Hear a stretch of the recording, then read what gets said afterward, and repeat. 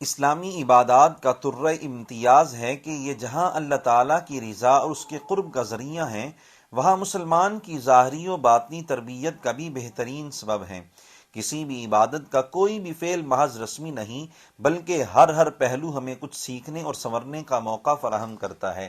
دیگر عبادات کی طرح روزہ میں بھی مختلف حوالوں سے روزہ دار کی تربیت ہوتی ہے۔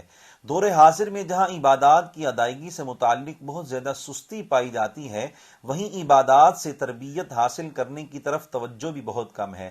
مثلاً بے شمار لوگ ایسے ہیں جنہیں شامت اعمال کی وجہ سے نماز کی پابندی نصیب نہیں، پھر جو لوگ اللہ تعالیٰ کی رحمت سے نماز کے پابند ہیں، ان میں ایسے خوش نصیبوں کی تعداد بہت تھوڑی ہے جو یکسوئی کے ساتھ نماز ادا کرتے ہیں اور اس کے ہر فعل سے کچھ نہ کچھ سیکھنے کی کوشش کرتے ہیں۔ حالانکہ نماز ایسی عظیم الشان عبادت ہے جس کے تقاضے پورے کیے جائیں تو یہ انسان کو ہر برائی سے روک دیتی ہے۔ یہی صورتحال روزہ کی بھی ہے۔ بہت سے لوگ یہ فرض ادا کرنے میں کوتاہی برتتے ہیں اور اس کی سعادت پانے والوں میں ایک بڑی تعداد ان حضرات کی ہے جو دن بھر بھوکے پیاسے تو رہتے ہیں مگر اس سے سیکھتے کچھ نہیں۔ حالانکہ روزہ ایسی عظیم الشان عبادت ہے جس کے تقاضے پورے کیے جائیں تو انسان کو تقویٰ کی دولت نصیب ہو جاتی ہے اور یہ کئی پہلوؤں سے روزہ دار کی تربیت کرتا ہے۔ باری تعالیٰ نے ارشاد فرمایا، یا ایھا الذین آمنوا کتب علیکم الصیام کما کتب علی الذین من قبلکم لعلکم تتقون، اے ایمان والو تم پر روزے فرض کیے گئے ہیں جیسے تم سے پہلے لوگوں پر فرض کیے گئے تھے تاکہ تم پرہیزگار بن جاؤ۔ ہمیں چاہیے کہ روزہ سے تربیت حاصل کرتے ہوئے ہر عمل میں اخلاص اختیار کریں۔ ہم جو کام بھی کریں وہ فقط اللہ تعالیٰ کی رضا حاصل کرنے کے لیے ہو، ریاکاری، دکھاوا اور لوگوں سے داد وصول کرنے کی خواہش وغیرہ نہ ہو۔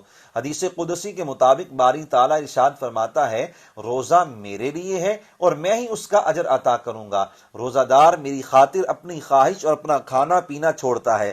نگاہوں اور کردار کی حفاظت کرنی چاہیے، ہماری نظر ایسی جانب نہ اٹھے جس سے رب تعالیٰ نے منع فرمایا ہے، نیز ہمارا کردار کسی برے فعل سے داغدار نہ ہو۔ حدیث نبوی کے مطابق روزہ خواہشات نفس کا توڑ ہے۔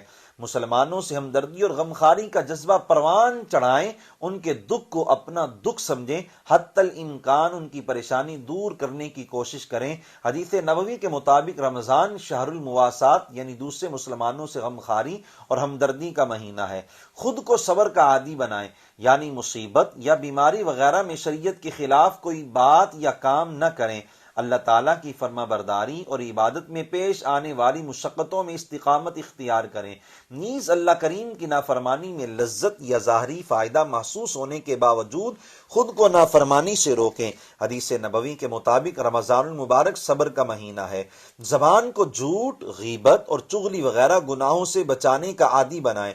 حدیث مبارک کے مطابق روزہ ڈال ہے، یعنی دنیا میں گناہوں سے بچاتا ہے اور آخرت میں جہنم سے بچائے گا۔ بزرگ فرماتے ہیں، روزوں کے ذریعے اگر روزہ دار کے کردار میں مثبت تبدیلی آ جائے تو یہ اس بات کی نشانی ہے کہ رب تعالیٰ نے اس کے روزے قبول فرما لیے ہیں۔